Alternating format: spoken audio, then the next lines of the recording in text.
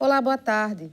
Esta semana foi realizada em todo o Brasil a 9ª edição da Semana de Conciliação, uma campanha de mobilização realizada anualmente que envolve todos os tribunais brasileiros, os quais selecionam os processos que tenham possibilidade de acordo e intimam as partes envolvidas para solucionarem o conflito.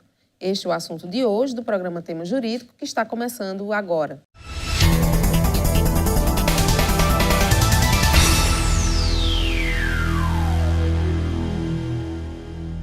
O principal objetivo da Semana de Conciliação é reduzir o grande estoque de processos na justiça brasileira.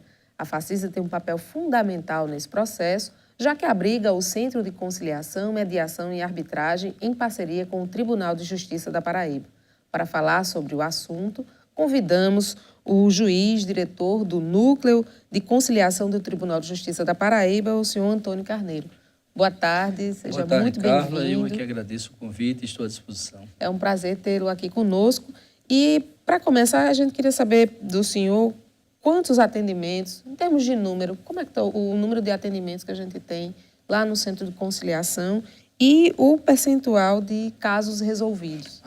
Essa oportunidade, na verdade, nos possibilita fazer um registro por questões de justiça para a nova realidade que a comarca de Campina Grande e, podemos dizer, da região vive após o Centro de Conciliação aqui de Campina Grande, né? Nós tivemos mais de 500 atendimentos, não é? Aqui envolvendo inclusive o programa Pró-Endividados, que funciona também lá no Centro de Conciliação e Mediação, né? E o que mais importante que isso é o índice de acordo. As pessoas saem satisfeitas com um resultado positivo da conciliação em mais de 80%. Né? Então, não só no centro de Campina Grande, mas em todos os centros do estado da Paraíba, que compõem o núcleo de conciliação do TJ, nós temos um índice superior a 80% e as pessoas estão cada vez mais procurando esses centros. Essa procura tem sido crescente? Por exemplo, do ano passado para cá, a gente teve um crescimento? Sim, olhe, um dos objetivos do Centro de Conciliação, com a supervisão do Núcleo, que é o braço da presidência do tribunal encarregado da política de consenso das ações judiciais em todo o estado, é exatamente fazer com que as pessoas se conscientizem de que não é possível aguardar uma sentença judicial para todos os conflitos, né? A gente sempre diz que, para você ter uma ideia, nós temos mais de 100 milhões de processos em andamento no nosso sistema de justiça, em nosso país. Então, se todos esses processos estiverem aguardando uma solução através de uma decisão de um juiz, de uma juíza, a demora será cada vez maior. É humanamente impossível. Quase que impossível. Então, a grande expectativa, a grande esperança de um serviço mais ágil, mais humanizado, mais moderno, passa obrigatoriamente pela conciliação, e não só as partes, mas os advogados, os juízes, todos os integrantes do sistema têm consciência cada vez mais de que, através desses métodos, que alguns chamam de alternativos, mas que são métodos originários de solução de conflitos, né, procuram cada vez mais. A cada ano nós temos um aumento significativo nas ações que são solucionadas através da conciliação. E a gente acabou de passar pela Semana da Conciliação, né? Ela tem um papel importante no fazer com que novas pessoas procurem um serviço. Como é que foi essa semana para vocês? A semana foi extremamente positiva, né? Nós tentamos realizar em todos os quadrantes do estado ações voltadas à causa da conciliação, né? Em todos os centros de conciliação do nosso estado, nas comarcas, inclusive do Alto Sertão, do Vale do Piancó, aqui em Campina Grande, na capital do estado, enfim, todos esses centros estiveram, como sempre fazem, mas intensificaram as ações voltadas à conciliação. Então, processos que aguardavam solução há mais de 10 anos, alguns há 14 anos, processos complexos contra autarquias previdenciárias, que exige uma atenção maior, geralmente pessoas humildes que estavam aguardando o deferimento de benefícios previdenciários, a implantação de auxílio-doença, enfim, são ações que geralmente demoram para ser resolvidas. E em uma única audiência, com a presença no local de um perito, de um procurador federal, de um juiz de direito, de um conciliador, foi resolvida exatamente naquele dia. E a gente que trabalha com isso, que integra o núcleo de conciliação, fica cada vez mais satisfeito. Satisfeito em ver a satisfação estampada no rosto dessas pessoas que aguardavam há tanto tempo e numa ação conjunta de tantos parceiros conseguiu resolver de uma forma célere, mas mais importante do que isso, de uma forma humanizada. O núcleo de conciliação, ele tem também como foco não só a diminuição do acervo processual. Claro que nós ficamos muito felizes quando a gente vê os juízes atualizando os seus acervos de processos, mas muito mais feliz, muito mais contente e satisfeitos nós ficamos quando a gente sente que é um trabalho que vem dando um resultado no campo do acolhimento, da humanização das relações entre o jurisdicionado e o prestador de serviço. Não é? Eu acho que o Poder Judiciário hoje vive uma realidade totalmente diferente. Aquilo que antes era só avaliado de uma forma negativa, os juízes sendo avaliados de uma forma distorcida, onde se alegava que os processos demoravam e demoravam muito mais além do razoável. Hoje nós temos um andamento processual em que, além da celeridade, como preocupação primeira de todo juiz, de toda juíza, há também a preocupação com a satisfação do usuário, que antes não existia. Né? Geralmente as pessoas procuravam o Poder Judiciário e saíam de lá insatisfeitas. Por quê? Porque saíam com um papel na mão. Esse papel, denominado de sentença, as partes não sabem para que servia. A resolutividade hoje é muito maior, né? Muito maior. Aquele papel que se denomina sentença, cabia ainda um recurso, e não só um, diversos, para diversas instâncias, e a parte, principalmente aquela pessoa mais humilde, não conhecia daquela sistemática, né? E às vezes ficava com o papel na mão e nada de resolver. E o que é mais grave, às vezes o juiz entregava uma prestação jurisdicional diferente daquilo que a parte está precisando. Hoje temos 15 centros de conciliação no Estado, né? Sim. O senhor percebe que haveria a necessidade, teríamos demanda para a abertura de outros centros no Estado e há a pretensão de vocês fazerem isso? Claro. Na verdade, o ideal é que cada comarca do nosso Estado seja também um centro de conciliação. Alguns chamam uma alternativa de solução de conflito, aquilo que, na verdade, deve ser a primeira opção na solução das disputas. Né? Primeiro se tenta conciliar, e somente depois, quando se mostra que é impossível uma solução consensuada, é que vai a uma decisão adjudicada, aquilo que o juiz faz através de uma sentença. Os centros têm, basicamente, 2 anos de funcionamento, né? O que é que o senhor percebe em termos de processos que deixaram de dar entrada a partir do trabalho do centro?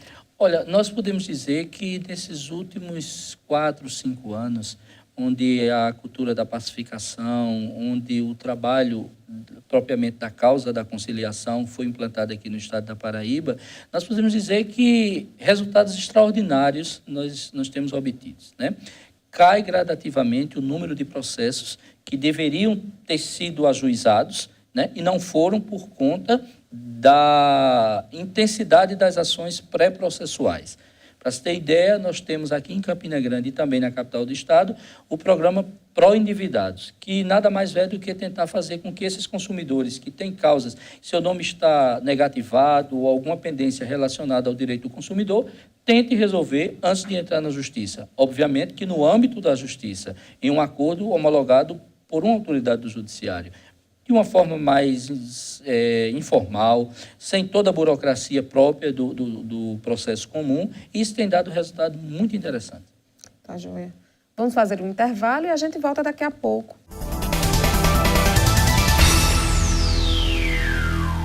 Voltamos com o programa Tema Jurídico, que hoje está abordando a Semana Nacional de Conciliação. Doutor Antônio, a gente tem o registro de demanda que chega para os centros de conciliação e eu queria saber quanto é demanda espontânea e quanto vem encaminhado pela própria Justiça.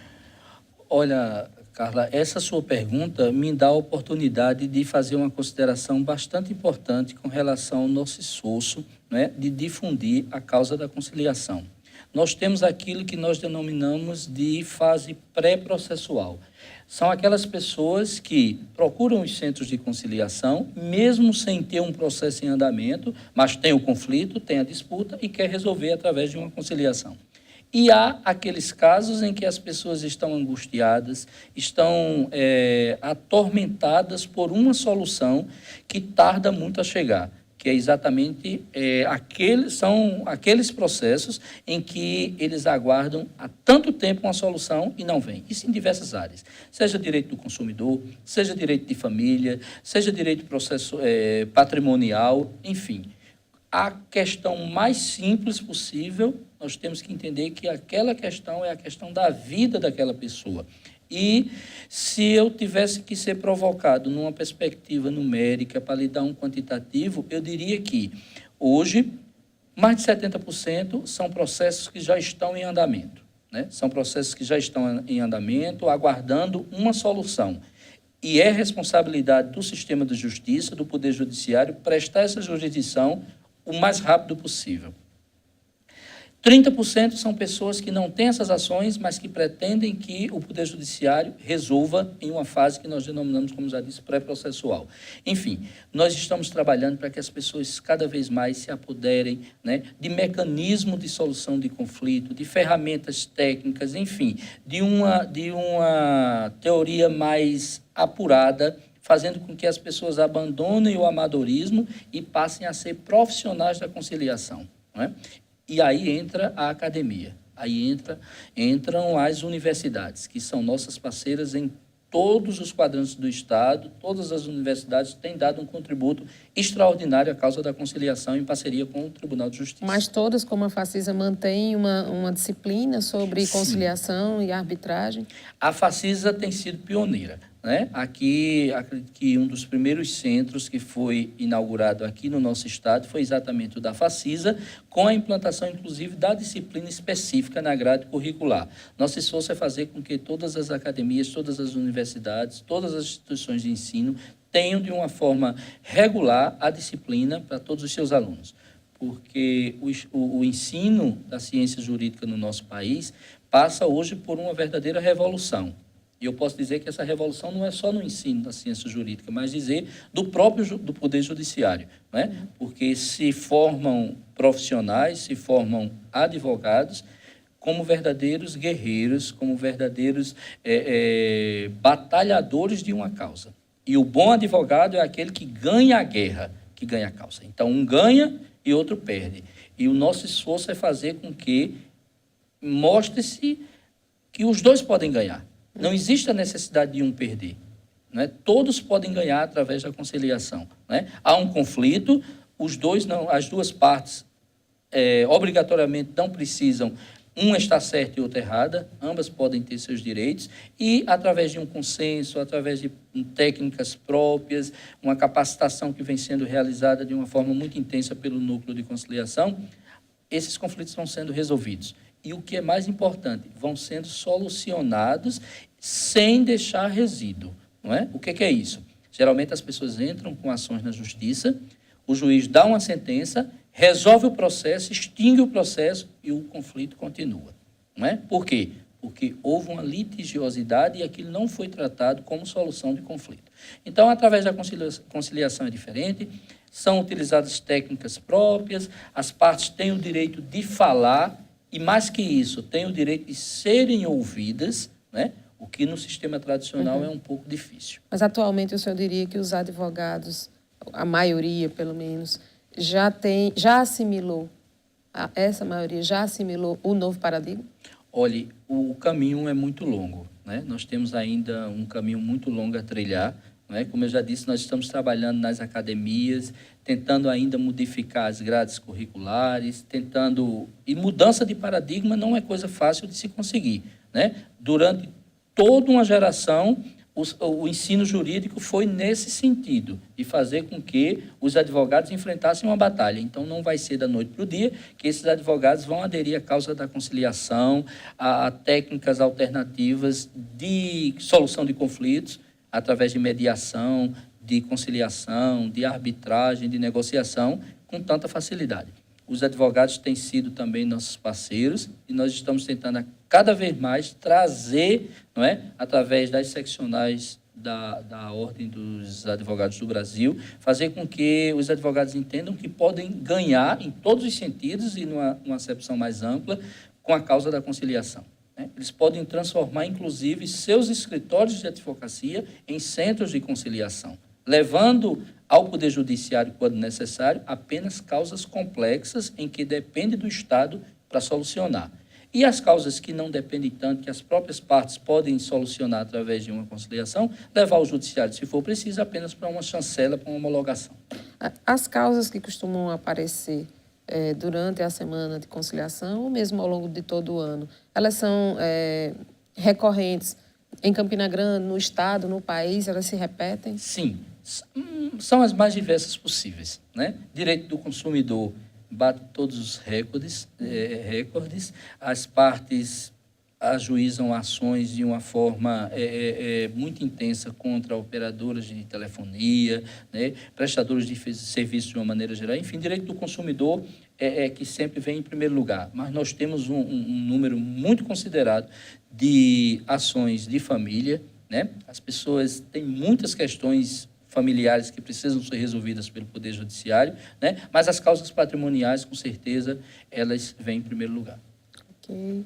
Vamos fazer mais um intervalo e a gente volta daqui a pouco.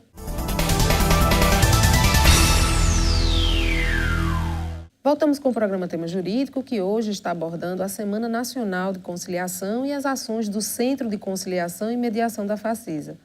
Doutor Antônio, ao longo desse período que os centros estão funcionando, né, de sua atuação à frente dos centros, eu queria saber do senhor se algum caso lhe chamou a atenção, algum caso inusitado que vem à sua memória.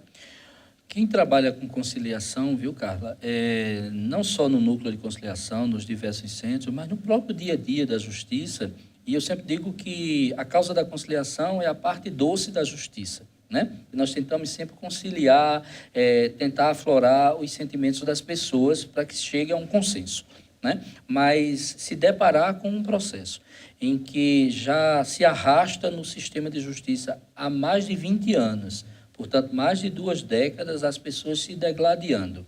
Isso, além de um desgaste natural do próprio processo, há diversas quebras de vínculos familiares. Pessoas que deixaram de se relacionar, sendo filhos com pais, pais com filhos, tios, sobrinhos, por conta de desavenças, por conta de desentendimentos na partilha dos bens, né? Deixados por algum familiar.